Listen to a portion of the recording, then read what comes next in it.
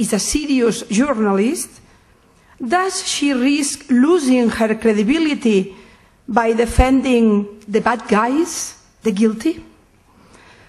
I answer provocatively, you all believe that you are international politics when you talk about Israel, but you really know nothing. Would you dare talk about the conflict in Rwanda, in Chechnya? No. They are jurists. Their turf is not geopolitics. But against Israel, they dare, as does everybody. Why? Because Israel is under the permanent media magnifying glass, and its distorted image pollutes the world's brains. And because it is part of what is politically correct, it seems solitary because talking against Israel is free. And so, cultural people, when they read about Israel, are ready to believe that Jews have 6 arms, in the same way that during the Middle Ages, people believe all sorts of outrageous things. The first question, then, is, why so many intelligent people, when talking about Israel, suddenly become idiots? The problem that those of us who don't demonize Israel have is that there exists no debate on the conflict. All that exists is the banner. There's no exchange of ideas. We throw slogans at each other. We don't have serious information. We suffer from the bargain journalism, fast food, full of prejudices, propaganda and simplism. Intellectual thinkers and international journalists have resigned in Israel. They don't exist. That is why when someone tries to go beyond single thinking, he becomes a suspect and solitary and is immediately segregated. Why? I've been trying to answer this question for years. Why? Why, of all the world's conflicts, only this one interests them? Why a tiny country which struggles to survive is criminalized? Why does the manipulated information triumph so easily? Why are all the people of Israel reduced to a simple mass of murderous imperialists? Why is there no Palestinian guilt? Why is Arafat a hero and Sharon a monster? Finally, why, when it is the only country in the world which is threatened with destruction, it is the only one that nobody considers a victim? I don't believe that there is a single answer to these questions. Just as it is impossible to completely explain the historical evil of anti-Semitism, it is also not possible to totally explain the present-day imbecility of anti-Israelism. Both drink from the fountain of intolerance and lie.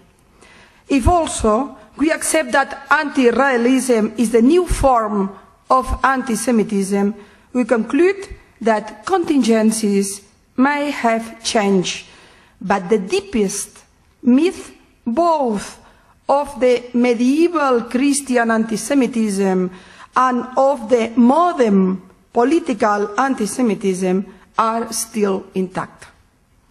Those myths are part of the chronicle of Israel. For example, the medieval Jew who killed Christian children to drink their blood connects directly with the Israeli Jew who kills Palestinian children to steal their land. Always there are innocent children and dark Jews.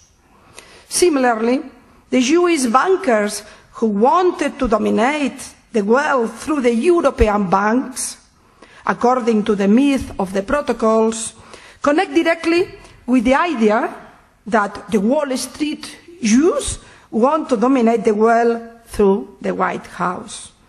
Control of the press, control of finances, the universal conspiracy, all that which created the historical hatred against the Jews is found today in hatred of the Israelis.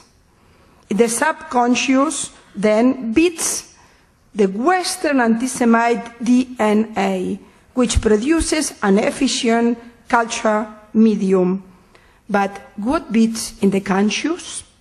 Why today a renewed intolerance surges with such virulence, centered now not against the Jewish people, but against the Jewish state? From my point of view, this has historical and geopolitical motive, among others, the bloody Soviet role during decades, the European anti-Semitism, the West energy dependency, and the growing Islamist phenomenon.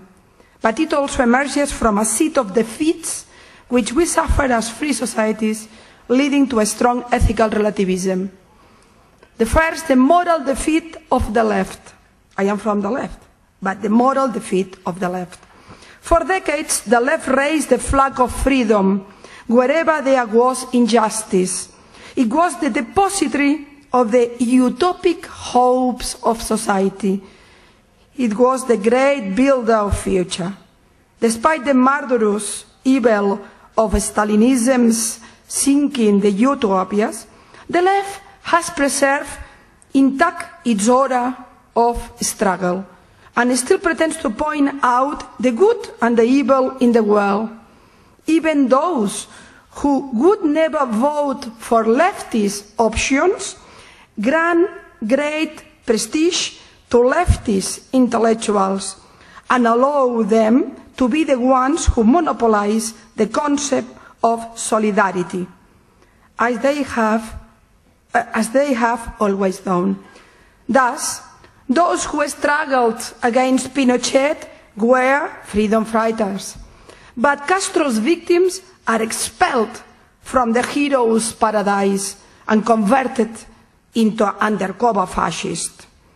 This historic treason to freedom is reproduced nowadays with mathematical precision.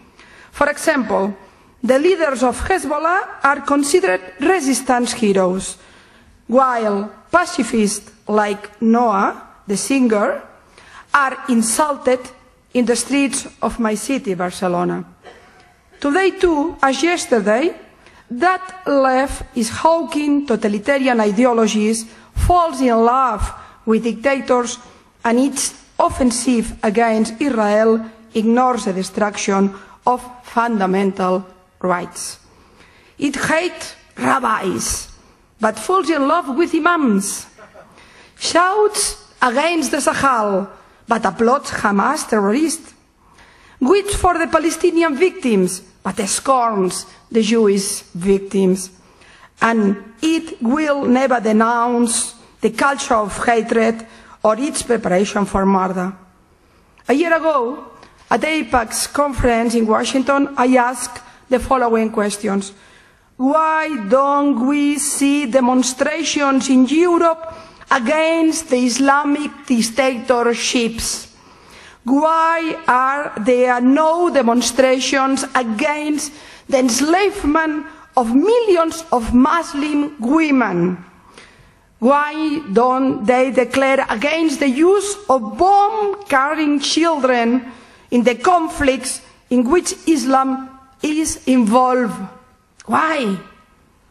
Why is the left only obsessed with fighting against two of the most solid democracies of the planet, those which have suffered the bloodiest terrorist attacks, the United States and Israel? The left no longer has any ideas, only slogans. It no longer defends rights by prejudices. And the greatest prejudice of all is the one it has against